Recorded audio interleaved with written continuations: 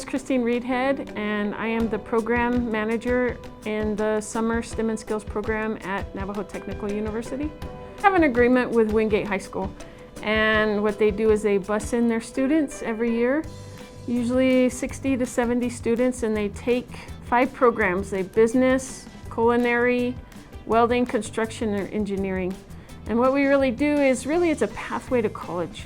So we take their high school students, we kind of immerse them into different programs, which allows them to get experience, to get some college classes under their belt, and helps them with the transition from high school to college, and just kind of gives them a head start.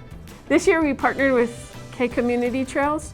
What we did is we built perugolas, 2 perugolas over by ODY. So we had the construction, they laid the cement, and then the welders put up the perugola.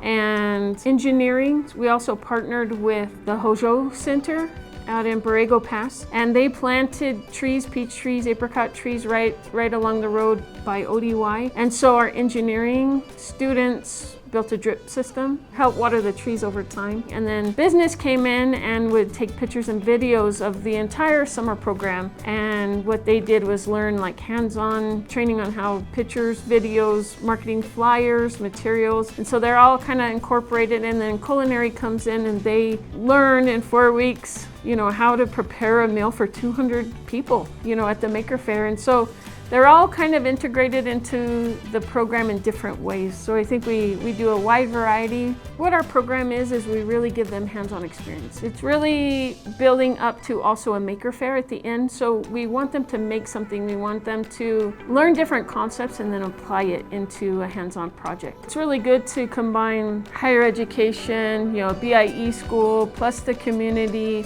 and really bring those partners together. And I think that really enriched our program this year. Partnering with outside entities has really strengthened that. And I think that helped both with providing materials, but also the impact that the students had on the community. I think that really helped.